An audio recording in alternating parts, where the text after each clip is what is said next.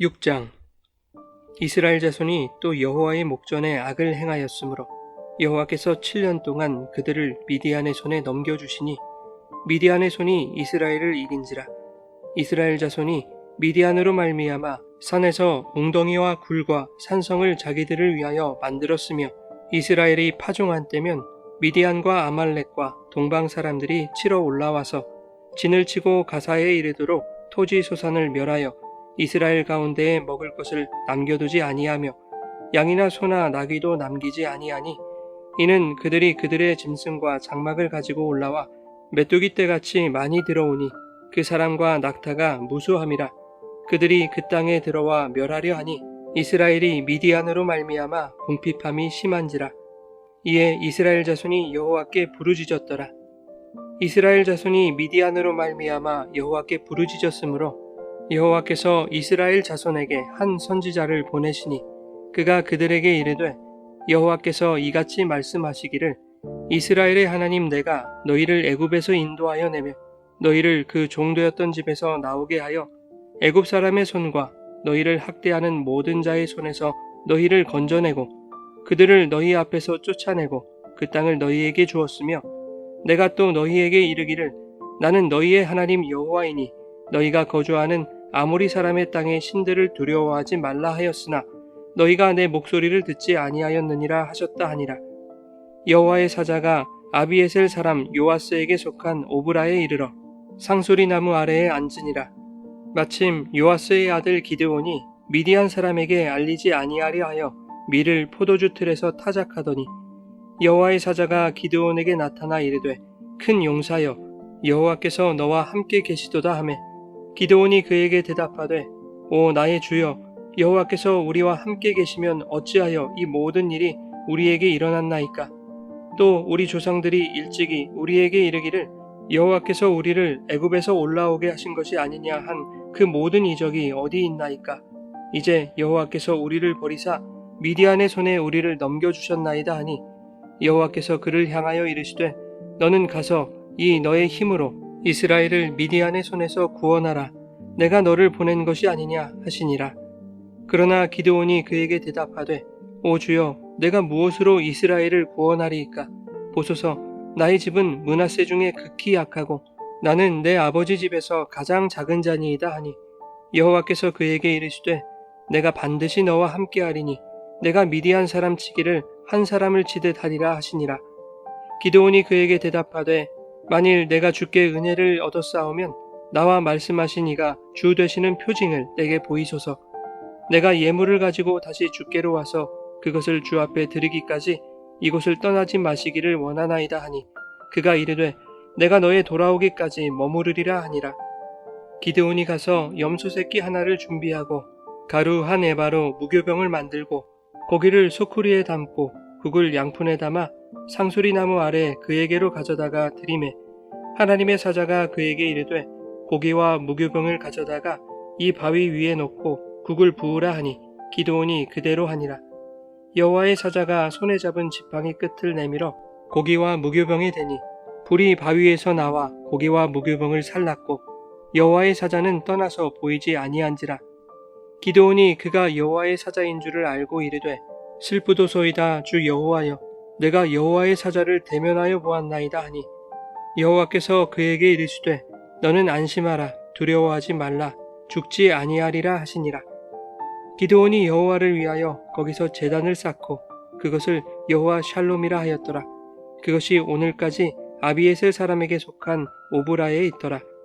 그날 밤에 여호와께서 기드온에게 이르시되, 내 아버지에게 있는 수소 곧 7년 된 둘째 수소를 끌어오고 내 아버지에게 있는 바알의 제단을 헐며 그 곁에 아세라상을 찍고 또 이 산성 꼭대기에 내 하나님 여호와를 위하여 규례대로 한 제단을 쌓고 그 둘째 수소를 잡아 내가 찍은 아세라 나무로 번제를 드릴지니라 하시니라. 이에 기드온이 종 10사람을 데리고 여호와께서 그에게 말씀하신 대로 행하되, 그의 아버지의 가문과 그 성읍 사람들을 두려워하므로 이 일을 감히 낮에 행하지 못하고 밤에 행하니라. 그 성읍 사람들이 아침에 일찍이 일어나 본즉 바알의 제단이 파괴되었으며 그 곁에 아세라가 찍혔고 새로 쌓은 제단 위에 그 둘째 수소를 드렸는지라. 서로 물어 이르되 이것이 누구의 소행인가 하고 그들이 캐어 물은 후에 이르되 요아스의 아들 기드온이 이를 행하였도다 하고 성읍 사람들이 요아스에게 이르되 내 아들을 끌어내라. 그는 당연히 죽을지니 이는 바알의 제단을 파괴하고 그 곁에 아세라를 찍었음이니라 하니 요아스가 자기를 둘러선 모든 자에게 이르되 너희가 바알을 위하여 다투느냐? 너희가 바알을 구원하겠느냐? 그를 위하여 다투는 자는 아침까지 죽임을 당하리라. 바알이 과연 신일진데 그의 제단을 파괴하였은즉 그가 자신을 위해 다툴 것이니라 하니라. 그날에 기드온을 여룻바알이라 불렀으니 이는 그가 바알의 제단을 파괴하였으므로 바알이 그와 더불어 다툴 것이라 함이었더라. 그때에 미디안과 아말렉과 동방 사람들이 다 함께 모여 요단강을 건너와서 이스라엘 골짜기에 진을 친지라. 여호와의 영이 기드온에게 임하시니 기드온이 나팔을 불매 아비에셀이 그의 뒤를 따라 부름을 받으니라. 기드온이 또 사자들을 온 므낫세에 두루 보내매 그들도 모여서 그를 따르고 또 사자들을 아셀과 스불론과 납달리에 보내매 그 무리도 올라와 그를 영접하더라. 기드온이 하나님께 여쭈되 주께서 이미 말씀하신 같이 내 손으로 이스라엘을 구원하시려거든 보소서 내가 양털 한 뭉치를 타작마당에 두리니 만일 이슬이 양털에만 있고 주변 땅은 마르면 주께서 이미 말씀하신 같이 내 손으로 이스라엘을 구원하실 줄을 내가 알겠나이다 하였더니 그대로 된지라. 이튿날 기드온이 일찍이 일어나서 양털을 가져다가 그 양털에서 이슬을 짜니 물이 그릇에 가득하더라. 기드온이 또 하나님께 여쭈되 주여 내게 노하지 마옵소서. 내가 이번만 말하리이다. 구하옵나니 내게 이번만 양털로 시험하게 하소서. 원하건대 양털만 마르고 그 주변 땅에는 다 이슬이 있게 하옵소서 하였더니 그 밤에 하나님이 그대로 행하시니 곧 양털만 마르고 그 주변 땅에는 다 이슬이 있었더라.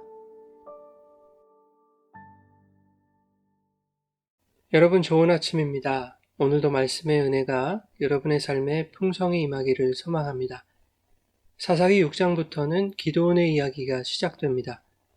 드보라와 바락의 이야기에서와 같이 사사 기드온의 이야기에서도 하나님의 전쟁에 인간이 조금도 기여할 수 없다는 것을 보여주고 있습니다.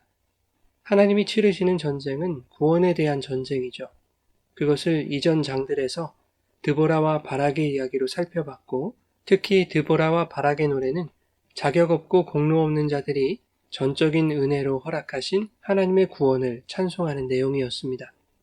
이 노래 이후에 기드온의 이야기로 이어지고 있다는 것은 문맥의 흐름상 드보라와 바락이 노래한 그 내용이 기드온의 이야기에서 구현될 것임을 의미하고 있는 것이죠. 본문 1절에는 또다시 이스라엘이 여호와의 목전에 악을 행합니다. 그리하여 이스라엘은 7년 동안 미디안의 손에 넘겨지게 되죠. 이어지는 2절부터 6절까지는 미디안의 횡포와 이스라엘의 고통이 기록되고 있습니다. 양식과 가축들을 미디안에게 모두 빼앗겨서 이스라엘의 궁핍함이 심했다고 말하고 있죠.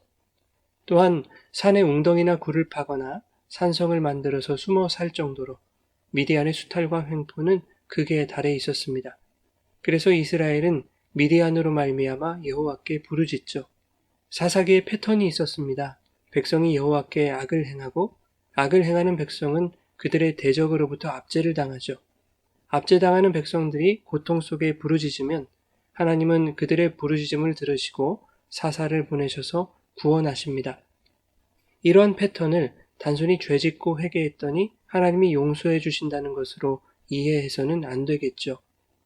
악행에 대한 징계와 여호와의 은혜가 반복됨에도 불구하고 인간의 죄성은 나아질 기미가 보이지 않는다라는 것을 깨달아야 하는 것이죠.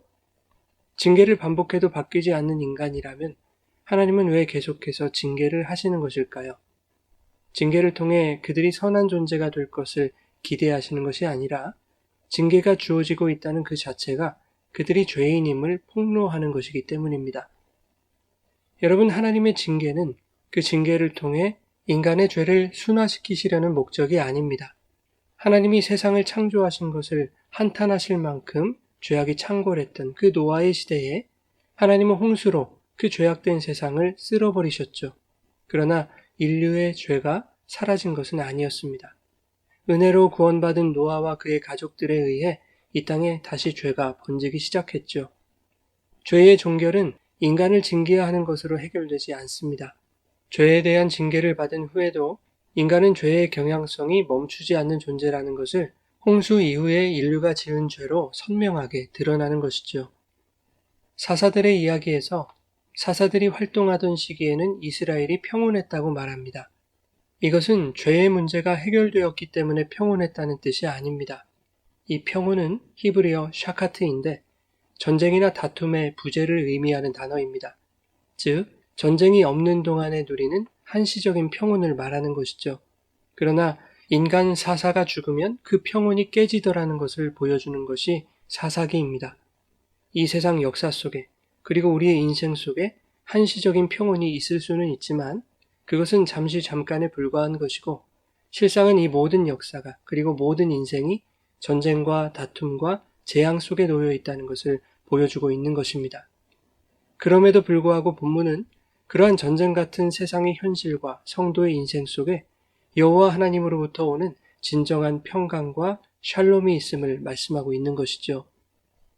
여러분, 인류의 죄를 종결하실 수 있는 분은 오직 예수 그리스도밖에 없습니다. 그분이 모든 죄책을 짊어지시고 십자가에서 징계를 당하심으로 성도에게 진정한 화평, 샬롬이 찾아오는 것이죠. 그것이 구원입니다. 예수님이 당하신 징계는 십자가의 희생제물이 되어 죽으시는 징계였습니다. 하나님과 죄인들을 화해시키는 화목제물로 드려진 것이죠. 오늘 본문에도 기드온이 여호와의 사자에게 제물을 바치는 장면이 나옵니다. 19절 이하에 기드온은 염소 새끼 한 마리와 무교병을 준비합니다. 그런데 이 제물들은 유월절에 사용하는 제물들 아닙니까? 유월절 제물은 보통 어린 양으로 알고 있지만 출애굽기 12장 5절에 보면 너희 어린 양은 흠없고 일련된 수컷으로 하되 양이나 염소 중에서 취하라고 말씀합니다. 즉 기드온이 드리는 제사를 통해서 유월절 어린 양이 상징하는 바를 드러내고자 하는 것이죠. 그분은 바로 예수 그리스도입니다. 본문 20절에 보면 하나님의 사자가 이 제물들을 이 바위 위에 놓으라고 명하죠. 다른 바위가 아니라 바로 이 바위여야 한다는 것입니다. 여기서 바위라는 히브리어 셀라는 바위, 반석이라는 뜻입니다. 21절에 여호와의 사자가 손에 잡은 지팡이 끝을 제물에 대자 불이 바위에서 나와 고기와 무교병을 살랐다고 말씀합니다. 여기에서의 바위는 쭈르라는 단어입니다. 이 쭈르 역시 바위, 반석이라는 뜻인데 앞선 셀라와 혼용하는 단어입니다. 그런데 이 반석이 어떤 반석인가 하면 출애굽기 17장 6절에 모세가 지팡이로 쳐서 이스라엘에게 물을 낸 바로 그 반석을 말하죠.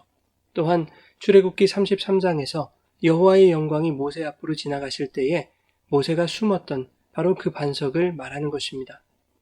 목마른 이스라엘에게 마실 물을 주어 살리신 그 반석이고 여호와께서 자신의 영광으로 지나가실 때 그분의 얼굴을 보게 되면 죽을 수밖에 없는 그 모세를 바위 틈에 숨겨서 살리신 바로 그 반석입니다. 고린도전서 10장 4절에 그 신령한 반석이 곧 그리스도라고 말씀하고 있죠. 기드온이 여호와의 사자에게 당신이 여호와의 사자인 표징을 보여달라고 했더니 21절에 그 반석에서 불이 나와서 기드온이 바친 제물들을 살라버리더라 하는 것이죠. 이것으로 그분이 여호와의 사자라는 것이 증명이 된 것입니다. 그러자 22절에 기드온이 그가 여호와의 사자인 줄 알고 슬퍼합니다. 여호와의 사자를 대면하여 보았으므로 죽게 되었다는 것이죠. 그러나 여호와께서 기드온에게 이렇게 말씀하십니다. 너는 안심하라. 두려워하지 말라. 죽지 아니하리라. 그러자 기드온이 거기에 제단을 쌓고 그것을 여호와 살롬이라고 불렀다는 것이죠. 여기서 살롬은 샬롬, 즉 평강을 말하는 것입니다. 이것은 진정한 평강이 무엇인지를 말씀하시는 것입니다. 인간은 하나님을 보면 죽을 수밖에 없는 존재이죠. 그분의 영광과 거룩이 인간의 죄를 간과하실 수 없기 때문입니다. 그런데 여호와의 사자를 보고 죽어야 할 기드온이 죽지 않고 살게 되는 이 놀라운 은혜의 사건 속에 반석에서 불이 나와 그리스도를 상징하는 제물이 불살라지는 그리스도의 대속이 그려지고 있다는 것입니다. 즉 여호와 샬롬이라는 것은 이 세상에서의 한시적 평온을 말하는 것이 아니라 자신의 능력으로서는 도무지 죄의 문제를 해결할 수 없는 인간들이 여호와의 영광과 거룩 앞에서 죽을 수밖에 없는 존재임을 깨닫고 슬프도소이다. 어찌하면 좋습니까? 이렇게 주님의 도우심을 구할 때 그리스도의 대속의 은혜로 주어지는 구원이 진정한 샬롬임을 오늘 본문이 말씀하고 있는 것이지요. 우리는 여호와 앞에 악을 행할 수밖에 없는 죄인들입니다. 우리의 그 어떤 신앙의 행위로든 죄에 대한 하나님의 징계로든 우리의 죄성과 연약함은 온전히 정화되지 않습니다. 그래서 우리에게 예수 그리스도를 보내주신 것이죠.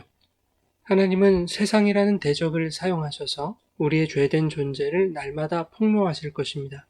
성도는 전쟁 같은 세상의 현실을 살아가면서 그 세상에서 어떻게 하면 내 삶의 전쟁이 그치고 평온할 수 있을까를 생각하는 것이 아니라 우리 힘으로는 도저히 이 세상에서 온전한 평강을 누릴 수 없음을 깨닫고 죄로 인해 죽을 수밖에 없는 우리를 구원하신 주님의 은혜를 더욱 사모해야 하는 것입니다.